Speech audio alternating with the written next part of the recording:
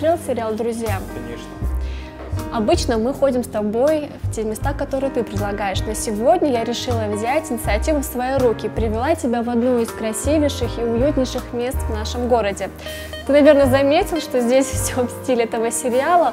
Главной его фишкой изюминкой является то, что помимо того, что мы можем с тобой просто так пить чай и общаться, можем параллельно смотреть этот сериал. Ну, очень здорово. Артем, с наступлением осени у нас открылся не только театральный сезон. В эту субботу у Алана Бегулова пройдет первая тусовка, но пройдет она не у него в студии, а в IQ Time Cafe. В арт-клубе Infinity на этой неделе будут дни Одри Хепберн. В пятницу будет концерт группы Illinois, ребята там очень здорово отжигают. А в субботу будет фильм с ее участием «Завтрак у Тиффани». Артем, я так рада открытию театрального сезона. Наконец-то мы с тобой можем пойти в театр. Тем более на этой неделе сразу несколько спектаклей. 11 сентября спектакль «Божьи одуванчики» и 13 сентября спектакль «Ужас с дураком». Тома, в пятницу в 18:30 в IQ Cafe пройдет уже популярная вечерняя игра в мафию. На этот раз в гостях у них будет Никита Васильев, финалист программы «Голос». Артем, не планирую никаких дел на вечер вторника, 16 сентября. У Вероники Джовой пройдет первый сольный концерт в Остинском театре. Мы с тобой не можем пропустить такое событие. Тома, перед тобой такой выбор. С 11 сентября в кинотеатрах нашего города пройдут фантастические боевики. Один из них называется «Люси» Люка Бессона, Скарлетт Йоханссон в главной роли.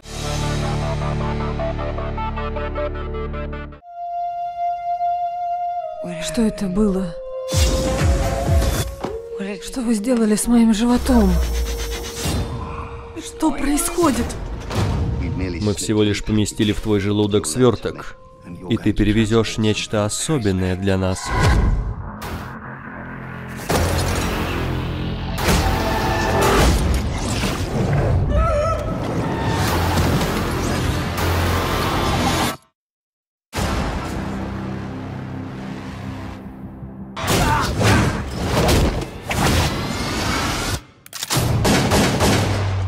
По-английски говоришь? Нет. А ты? Да. В больницу, живо. В больницу. Кто-то вшил в меня пакет с наркотиками, придется вынимать. Он протекает. Что произойдет, когда она достигнет 100%? Ума не приложу. С такими возможностями она сможет раскрыть секреты, которые старше, чем наша Вселенная. Я даже не уверен, что человечество готово к этому. Такое чувство, будто все человеческое во мне уходит. Скарлетт Йоханссон. Морган Фриман.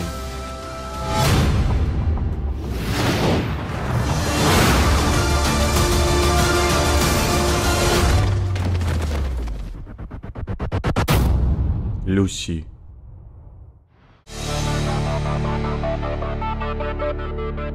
А другой «Бегущий в лабиринте» по какому-то крутому бестселлеру. На какой из этих фильмов ты бы пошла?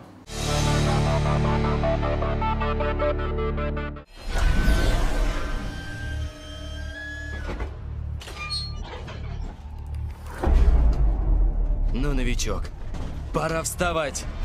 Что это за место? Как тебя зовут? Я ничего не помню. Кто нас сюда затащил? Мы не знаем. Что там такое? Лабиринт. Каждое утро эти двери открываются, и бегуны кидаются искать выход. Выжить в лабиринте ночью не удалось никому. Что там творится? И не сбежать. Пора бы выяснить, с чем мы имеем дело. Все начало меняться, как только ты тут появился. Девчонка? Томас. Мы особенные. А вдруг мы здесь не случайно? Ты не такой, как другие. Ты любопытен. Но если хочешь остаться здесь, я должен быть уверен, что ты будешь выполнять правила.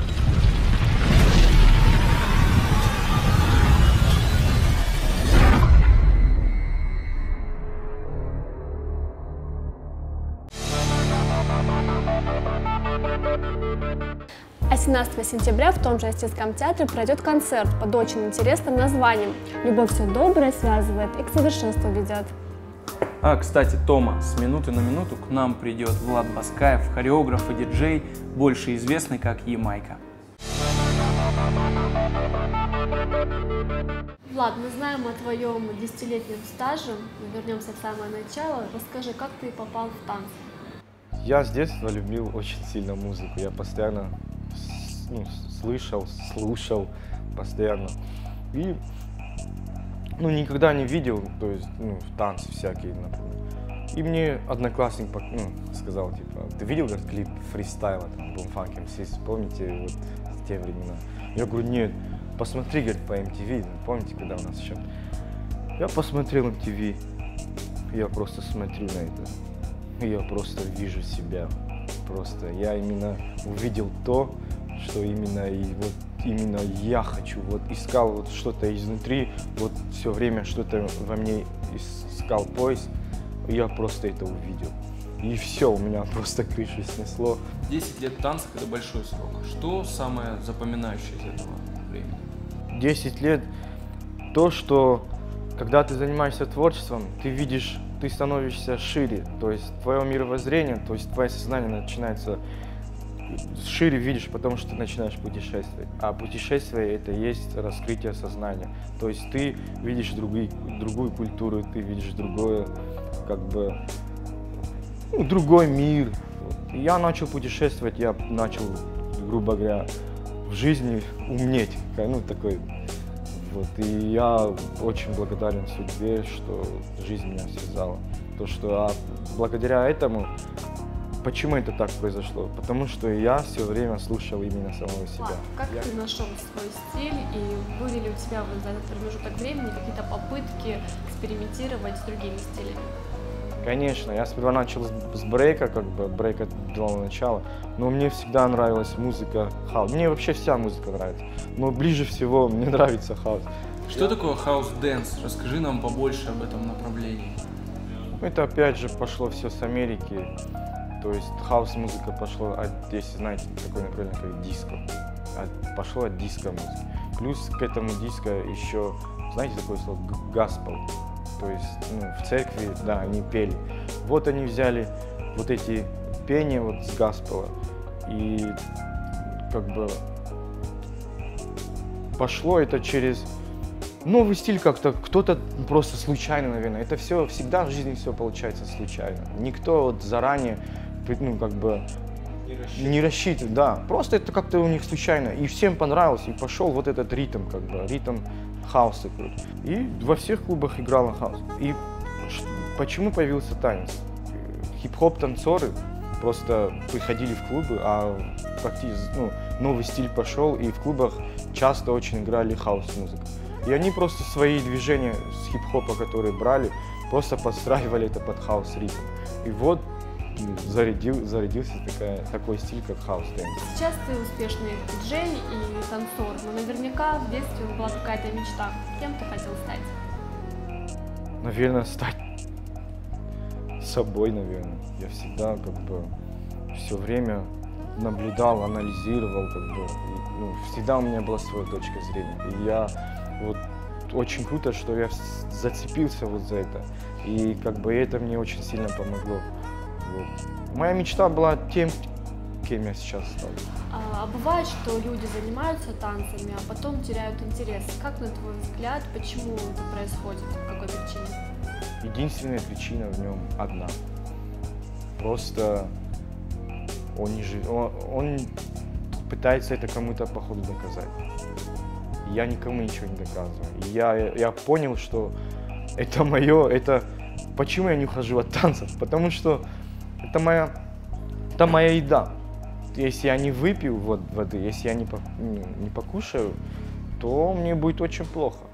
И я это понял, и поэтому я не ухожу. Это сразу видно. Опять же, истина. Значит, он не хочет, это не его. Влад, скажи, пожалуйста, какие твои планы на дальнейшее? Может, ты что-то не успел сделать или что-то хотел бы воплотить, какие-то мечты? Что впереди у тебя? У меня есть очень много желаний, но я понимаю, что будущего принципе и нету. То есть есть только здесь и сейчас, сегодня. Будущее никто не знает, потому что это еще не случилось. И никто не был в будущем. Вот. И я не загадываю, я просто пожелал себе, я буду на этом работать. Вот. А там я знаю, что она по-любому исполнится, потому что я пожелал, и я отпускаю, я не жду. И все это природа мне, вселенная мне возвращает то, что я именно пожелал. Вот. Что, в принципе, всегда у меня так бывает.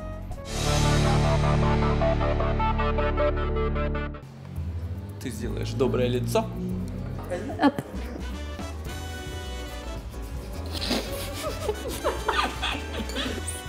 Когда мы еще с Юбкой с тобой...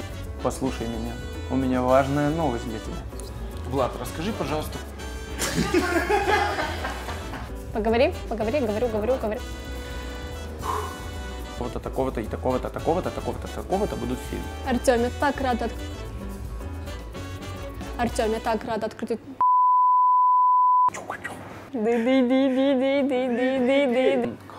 Хёбберн. Началось. На четверг тогда я говорить не буду. Мы только четверг монтировать, Карен начнет вот эти вот все движения. И в четверг варианта нет. Солдат. А что я сказал?